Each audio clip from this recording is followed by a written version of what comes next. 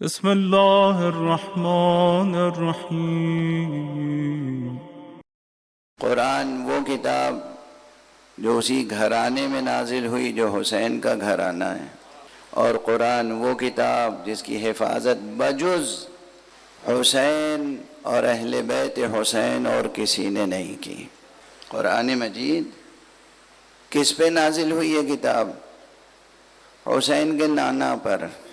کس نے لکھی اپنے ہاتھ سے یہ کتاب؟ سب سے پہلے پیغمبر کے دہن مبارک سے سن کر حسین کے بابا علی مرتضیٰ۔ کس نے اس کو تحریف ہونے سے بچایا؟ ایک ہی آواز آئی سبحان اللہ کی۔ میں داد طلب نہیں ہوتا ہوں کبھی، لیکن مجھے معلوم ہے کہ اس بستی میں، اس علاقے میں بہت سے حضرات ہیں جن کے ذہنوں میں یہ شکوک کی شبہات راسخ کر دیے گئے ہیں کہ قرآن مجید کی تحریف ہوئی۔ مجھ سے تحریری طور پر بھی اور فون پر بھی زور دے کر لوگ پوچھتے ہیں کہ کسی صورت سے میں قائل ہو جاؤں، میں کہہ دوں کہ ہاں تحریف ہوئی تھی۔ یعنی میں کیسے قائل ہو جاؤں تحریف ہوئی تھی؟ کہاں سے یہ شبہ تحریف کہا گیا؟ قرآن مجید ہرگز ہرگز ہرگز اس متن متین کی تحریف نہیں ہوئی جس کتاب کی حفاظت کے لیے امیر المؤمنین علی ابن ابی طالب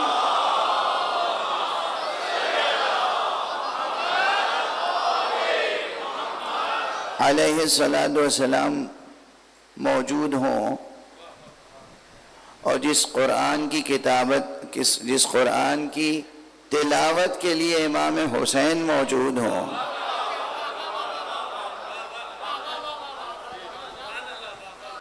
اس میں تحریف کیسے ہو سکتی ہے؟ کبھی یہ نہ کوشش کیجئے کہ کوئی چیز مجھے نہیں معلوم ہے اور کہتے ہیں جی ہاں معلوم ہے۔ کبھی نہیں۔ یہ تعلیم مولا امیر المؤمنین علی ابن ابی طالب علیہ السلام نے دی ہے کہ اگر تمہیں کوئی چیز نہیں معلوم ہے تو صاف صاف کہہ دو نہیں معلوم، لا ادری۔ یہ مولا نے تعلیم فرمایا ہے، میں نہیں جانتا۔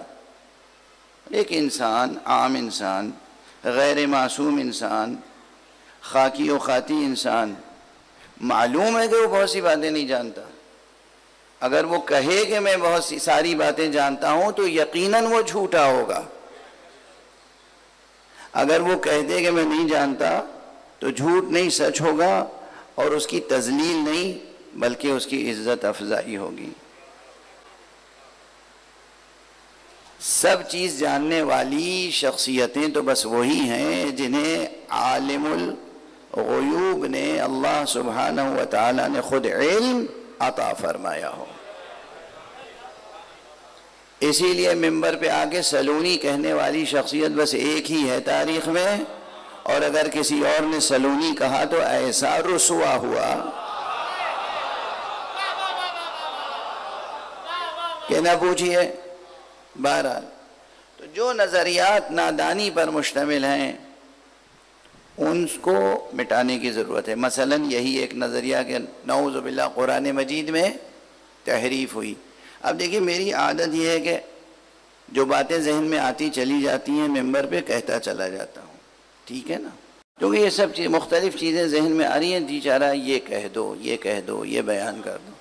یہ شک، یہ شبہ، اسے ہم لوگ بھی علمی زبان میں کہتے ہیں شبہ تحریف۔ شبہ ہے، شبہ سے زیادہ کچھ نہیں ہے، شبہ تحریف۔ اب یہ شبہ تحریف کو عقیدہ تحریف نہ بنائیے۔ قرآن مجید میں کوئی تحریف نہیں ہوئی۔ ابھی کل پرسوں ایک صاحب آگے مجھ سے بڑی سنجیدگی سے کہہ رہے تھے قرآن مجید میں تحریف نہیں ہوئی، اس کی کیا دلیل ہے؟ میں نے 3 باتیں ان سے گزارش کی، وہ آپ کے سامنے تیزی سے عرض کر کے آگے بڑھ جاؤں۔ میں نے کہا یہ بتائیے آپ مولا علی کو امام مانتے ہیں؟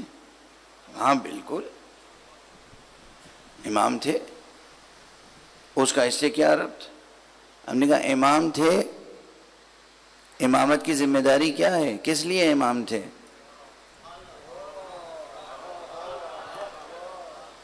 اپنا خزانہ بنانے کے لیے، گھر بنانے کے لیے، محل بنانے کے لیے، قلعہ بنانے کے لیے، اپنے باغ باغیچوں کی دیکھ بھال کے لیے امام تھے؟ نعوذ باللہ۔ باغ غصب ہو گیا، باغیچہ لٹ گیا، خزانے پہ کسی اور کا قبضہ ہو گیا، یہ سب ہوا، صبر کرتے رہے۔ امام تو دین کے تھے نا،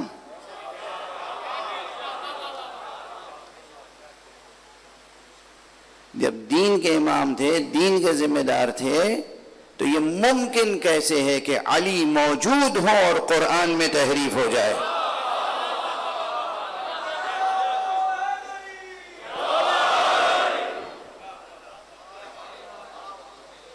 فدق غصب ہو گیا، جو باغات مدینے میں تھے حکومت نے ضبط کر لیے، جتنے اور مولا کے مناصب تھے، حقوق تھے، سب سے محروم کر دیے گئے۔ مگر انہیں امام کس نے بنایا تھا؟ امام بنایا تھا اللہ نے، امام بنایا تھا اپنے دین کا، وصی بنایا تھا کس نے؟ ایک بات یہ یاد رکھیے کہ علی علیہ السلام کی موجودگی میں ممکن نہیں تھا کہ کوئی قرآن مجید میں تحریف کر سکے۔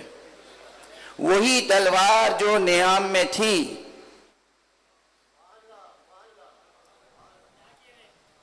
فدق کے لیے تلوار نہیں اٹھائی، اپنی ذاتی ظاہری حکومت کے لیے تلوار نہیں اٹھائی،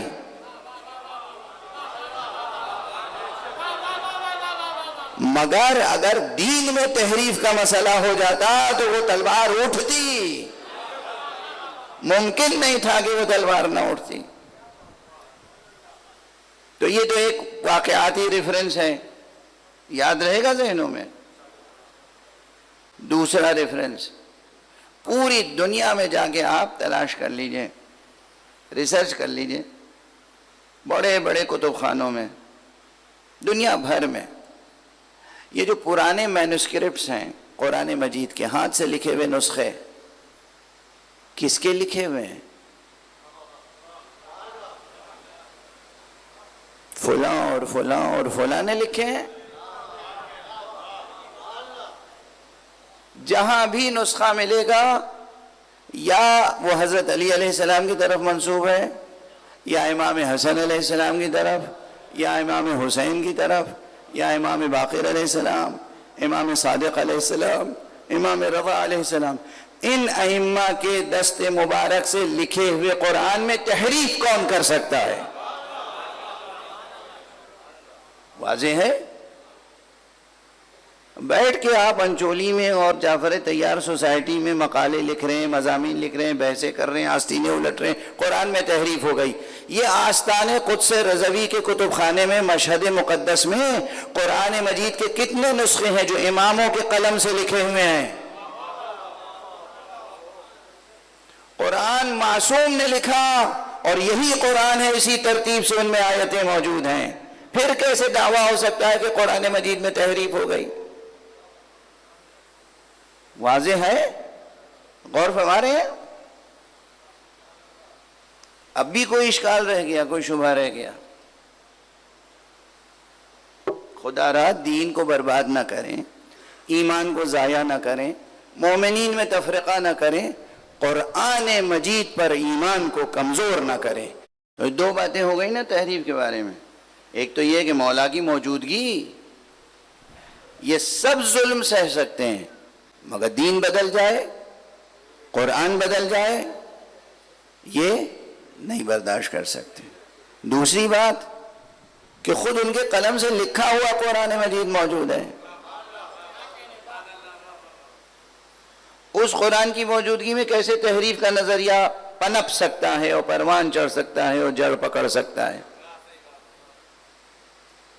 تیسری بات، نہ صرف یہ کہ انہوں نے قرآن لکھا، بلکہ انہوں نے قرآن کی تلاوت کا حق ایسا ادا کیا کہ دنیا میں جیتے جی بھی تلاوت کی، نو کے نیزہ پر بھی بلند ہو کے تلاوت۔ کیسے ممکن ہے کہ ان انوار مقدسہ کے ہوتے ہوئے قرآن مجید میں تحریف ہو جائے؟ یہ وہ شکوک ہیں، وہ شبہات ہیں، وہ وسوسے ہیں جو شیاطین انس و جن مسلمانوں کے دلوں میں ڈال دیتے ہیں، اور کچھ نہیں۔ بہرحال اب اس موضوع پہ اتنا کافی ہے۔ جنگ خیبر، کیا ہوا تھا جنگ خیبر میں؟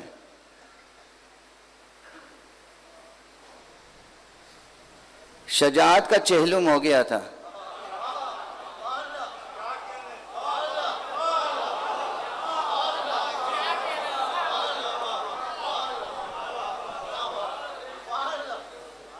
سمجھ گئے نا؟ شجاعت کا چہلم ہو گیا تھا۔ ایک دن گئے واپس آ گئے، دوسرے دن گئے واپس آ گئے، تیسرے دن گئے واپس آ گئے، چوتھے دن گئے واپس آ گئے، پانچویں دن گئے واپس آ گئے۔ ارے 39 ڈیز گزر گئے۔ شجاعت، حمیت، غیرت، ہر چیز کا جنازہ نکل گیا، ہر چیز کا چہلم ہو گیا۔ اور عالم یہ تھا کہ یہ ان کو الزام دیتے تھے، وہ ان کو الزام دیتے تھے۔ سپاہی کہتے تھے سردار بھاگا میں کیا کرتا، سردار کہتا تھا سپاہی بھاگ گئے میں کیا کرتا۔ اب یہ بھی طے کرنا پڑے گا کہ سچ بولنے میں دونوں برابر ہیں یا جھوٹ بولنے میں۔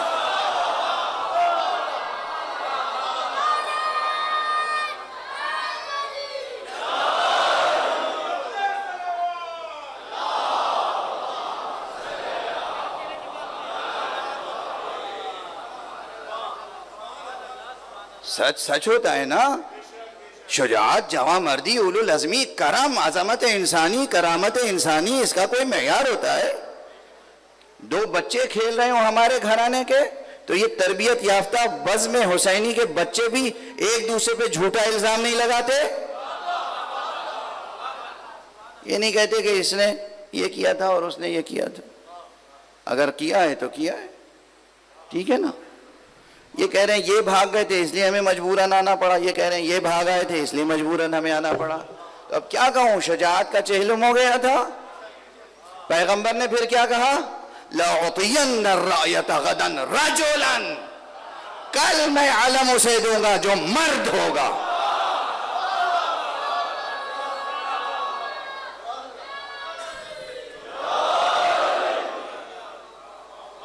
لَأُعْطِيَنَّ الرَّأْيَةَ رَجُلًا كَرَّارًا، اور بعض روایتوں میں یہ بھی کہ غیر فرار۔ اور کیا پہچان تھی؟ یحب اللہ ورسولہ، وہ ہوگا جو اللہ کو چاہنے والا ہوگا اور اللہ کے رسول کا چاہنے والا ہوگا۔ وَيُحِبُّهُ اللَّهُ وَرَسُولُهُ، اور اس کو اللہ چاہنے والا ہوگا اور اللہ کا رسول چاہنے والا ہوگا۔